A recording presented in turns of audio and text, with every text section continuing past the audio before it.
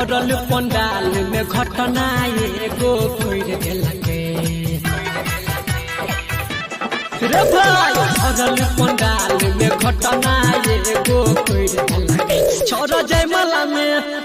जयमाला में छहुरी के मंगिया से रस भर लगे छोरा जयमाला में छहुरी के मंगिया से रस भर लगे भरल पंडाल में घटना एगो कोई लगे छोरा जयमाला में छहुरी के मंगिया से रस भर लगे छोरा जयमाला में छहुरी के मंगिया से रस भर लगे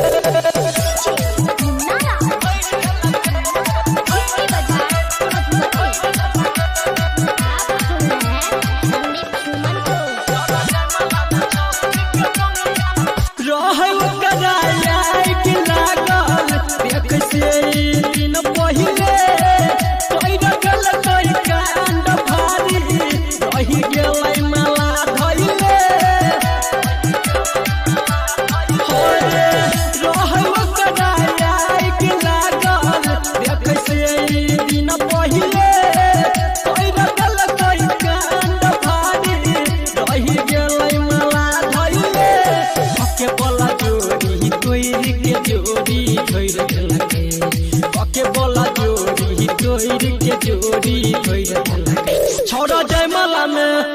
जयमाला में छहुरी के मंगिया से रस भर लगे छोरा जयमाला में छहुरी के मंगिया से रस भर लगे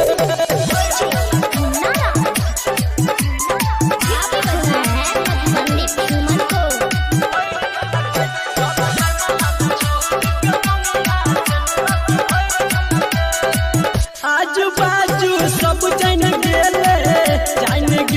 घरे तकत रही गेले बरतिया मुहवा ठोरे आजू बाजू सब जान गेले घरे तकत रही गेले बरतिया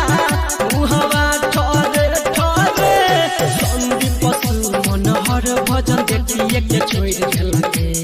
संदीप पशु मनोहर भजन देखिए के छोड़ लगे छोरा जयमाला में छहुरी के मंगिया से रस भर लगे छोरा जयमाला में छहुरी के मंगिया से रस भर लगे भरल पंडाल में घटना एगो कोई लगे छोरा जयमाला में छहुरी के मंगिया से रस भर लगे छोरा